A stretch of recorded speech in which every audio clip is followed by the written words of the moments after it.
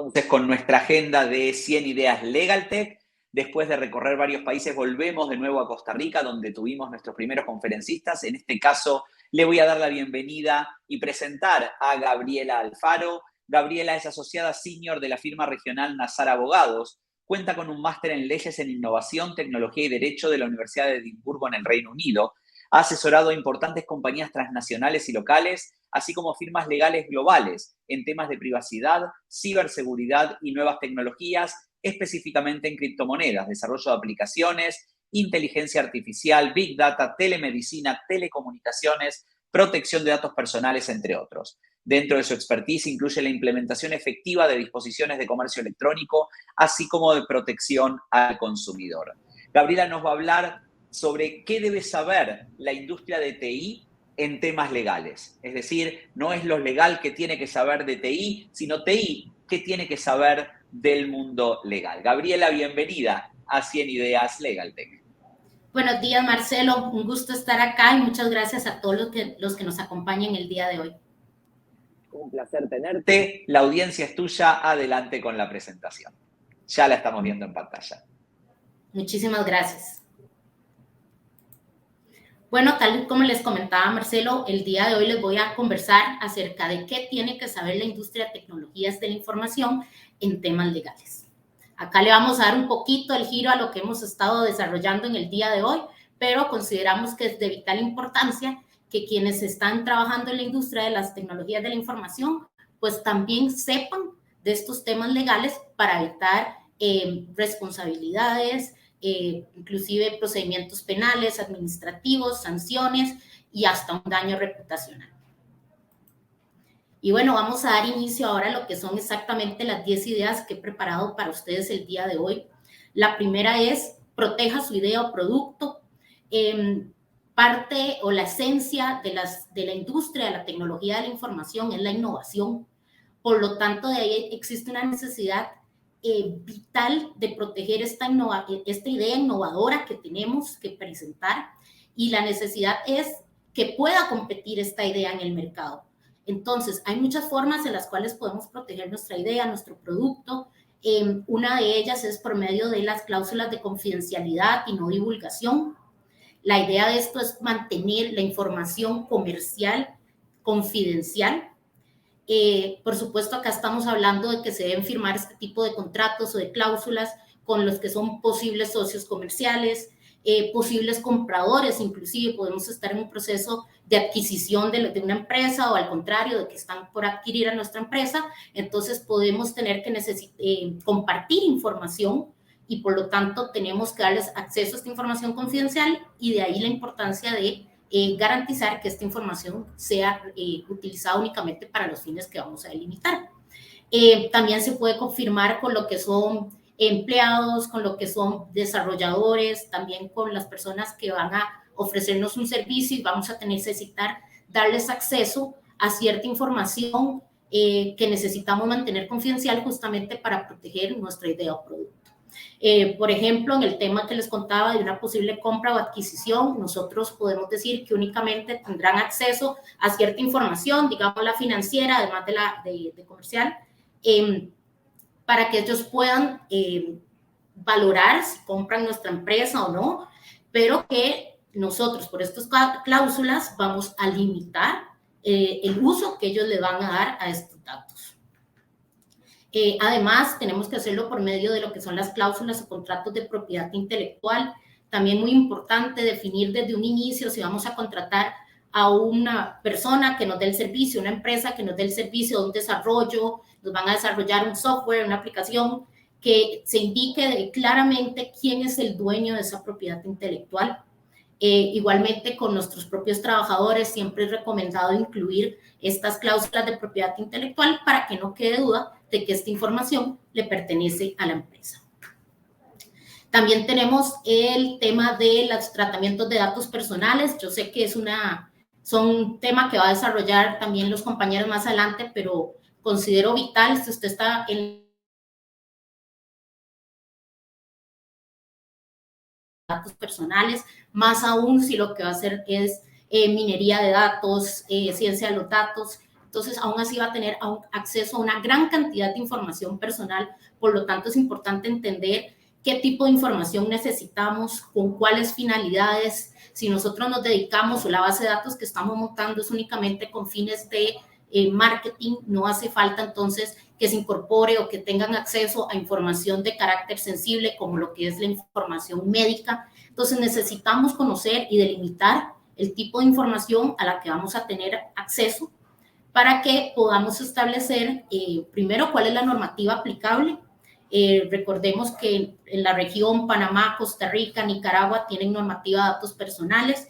En los otros países podrían haber algunas disposiciones además sectoriales, pero entonces debemos conocer cuáles son las obligaciones o las limitaciones que tenemos en relación con los datos personales, así como las bases legales que tenemos para poder dar tratamiento a estos datos personales. Por ejemplo, en Costa Rica la base fundamental para el tratamiento de los datos personales es el consentimiento informado. En otras jurisdicciones basta con que estén en una relación contractual para que se pueda justificar pues estar realizando un tratamiento de los datos personales. En nuestra norma pues debe ser expreso. Tenemos además el tema de la ciberseguridad, muy importante. Recientemente Costa Rica se presentó un proyecto de ley, por si alguno es de Costa Rica y quiere investigar un poco más del tema. El proyecto todavía está pues en pañales, pero ahí les dejo el dato por si gustan investigar. Realmente ninguna norma nos va a decir cuáles son las medidas de seguridad, o nos va a dar un listado de cuáles son las medidas de seguridad que debemos de implementar para proteger la información, tanto personal como de carácter comercial, como financiero, cualquier tipo de información que nosotros tengamos en nuestra empresa. Sin embargo, nosotros debemos de establecer medidas de seguridad para poder proteger nuestra información. Recordemos que un incidente de seguridad puede traer consecuencias de responsabilidad civil, sanciones administrativas, un daño reputacional importante. Inclusive tenemos casos globales conocidos en donde una transacción, un proceso de fusión o adquisición se ha caído por un tema de un mal manejo en temas de ciberseguridad. Entonces, de ahí que también resulta indispensable pues realizar las inversiones correspondientes de educación, de tiempo, de económicas, para que podamos implementar las medidas necesarias para mantener protegida la información a la que nosotros tratamos de otras personas, pero además nuestra información propia. Tenemos además la cuarta idea sería que no existe un modelo universal.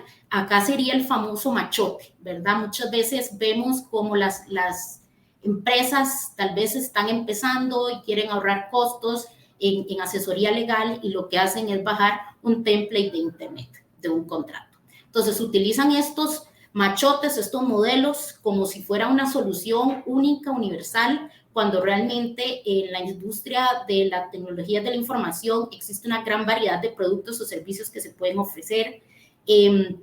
Existen necesidades específicas de nuestros clientes para los cuales tenemos que adaptar nuestros contratos. Por supuesto, no queremos negar que existen cláusulas o disposiciones contractuales comunes que son propias de cada jurisdicción y que son pues costumbre verlas, pero esto no quiere decir que nuestros servicios podamos verlos con un template que les sirva a todos. Por ejemplo, si nosotros lo que estamos dando es un servicio de hardware y nosotros tenemos que, y lo vamos a alquilar, pues tenemos que ver un contrato que incluya las condiciones del alquiler del hardware. Si lo que vamos a hacer es un desarrollo de software, pues bueno, vamos a ver un tema de acuerdos de licencias o del desarrollo. Ya vimos también que vamos a incorporar pues temas de propiedad intelectual, entre otros. Entonces, muy importante, ese modelo universal no existe, no es real.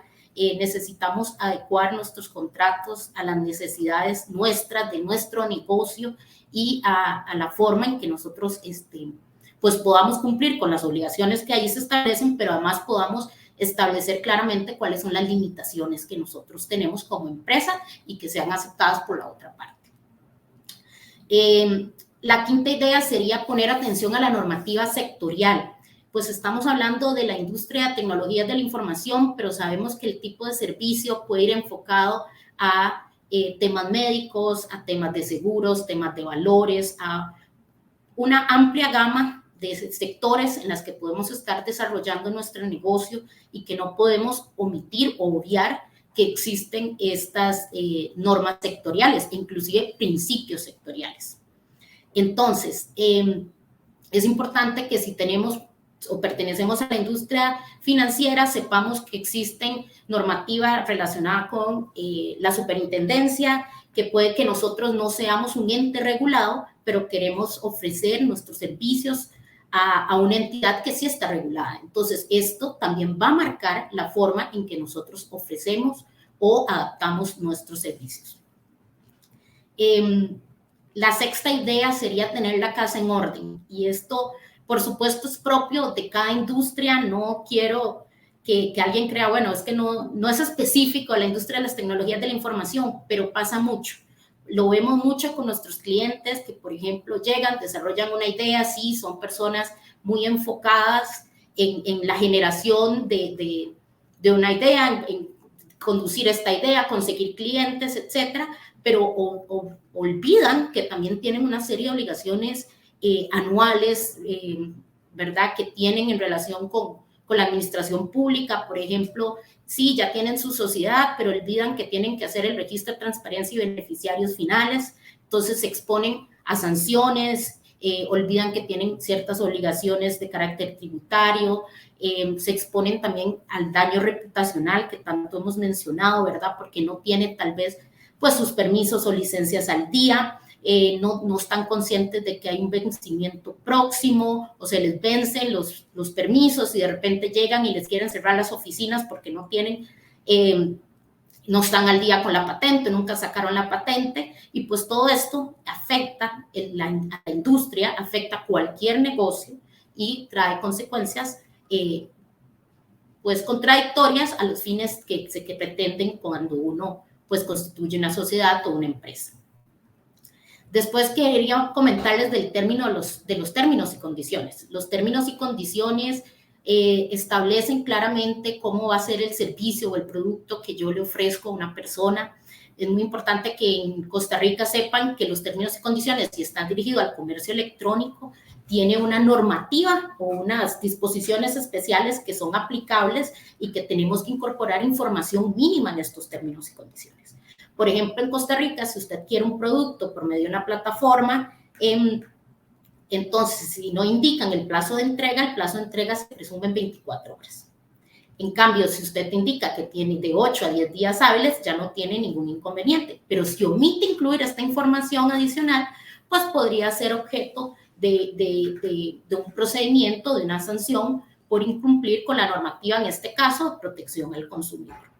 También, siempre hablando de los términos y condiciones, tenemos que existen limitaciones o que tenemos que establecer para poder introducirnos a mercados extranjeros o, por ejemplo, para poder colocarnos en los mercados de los desarrolladores. Por ejemplo, pensemos de Android. Si usted quiere colocarse en el mercado de Android, pues tiene que cumplir con una serie de restricciones o de lineamientos que ellos le van a establecer, y de ahí la necesidad de adaptar estos términos y condiciones a lo que usted necesite, lo que puede brindarle al cliente e inclusive a lo que Android le podría solicitar si ese es el mercado en el que quiere colocarse.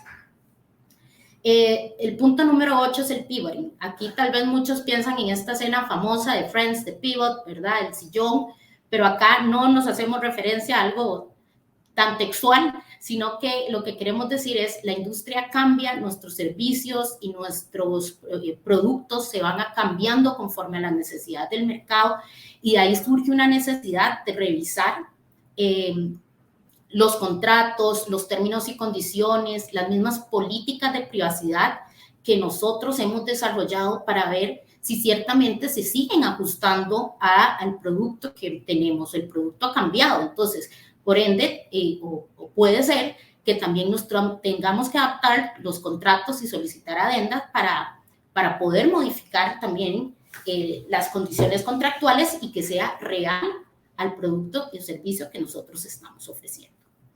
Y finalmente, las últimas dos ideas las considero vitales para la industria. La primera es el tema de la educación.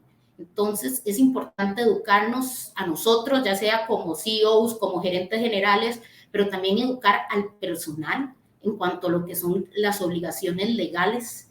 Muchas veces vemos como las empresas incurren en acciones indebidas por falta de educación al personal. Un ejemplo de esto es en el equipo de ventas. Entonces, tal vez el equipo de ventas está tratando de hacer venta con el Estado y incurren en prácticas ilegales simplemente por el hecho de que siempre se ha hecho así, toda la vida se ha hecho así, en la práctica siempre se ha hecho así, se ha manejado así, pero no educamos al personal en darse cuenta de que la práctica que usted podría estar haciendo podría ser ilegal y tener consecuencias personales y además para la empresa. Igualmente, siempre en el tema de la educación, podemos hablar de temas de protección de datos o de ciberseguridad. Se ha dicho que más del 85% de los incidentes de seguridad se deben al error humano. Entonces, de ahí también la importancia de educar a nuestro personal para evitar este tipo de prácticas o de que caigan en timos que pueden tener consecuencias para la empresa. Siempre en la línea de la educación y de lo que consideramos vital, no se trata de tener expertos legales en la empresa, ¿verdad? O que un gerente ya sea un experto, casi abogado, ¿verdad? Porque ha ido a charlas o porque ha asistido a cursos, sino que se trata de que puedan identificar también las situaciones. Entonces, puede que yo esté revisando o esté pensando en un producto nuevo, pero que yo logre identificar, bueno, aquí podría haber un tema de datos personales y un tema de ciberseguridad, veámoslo con nuestros asesores técnicos, legales, de todo tipo. Y finalmente, asesores. En este punto nunca nos vamos a cansar, ¿verdad? El que yo les decía ahora, que ustedes hayan ido pues a una charla, que hayan ido a una capacitación, que hayan llevado cursos, no necesariamente los hace abogados, no necesariamente los hace tampoco, puede que sí sean abogados, pero no necesariamente son expertos en la materia. Entonces, acá aplica mucho lo barato sale caro, ¿verdad? Entonces, muchas veces quererse ahorrar, pues esa asesoría legal puede traer consecuencias aún mayores para cualquier empresa, especialmente en la industria de las tecnologías de la información.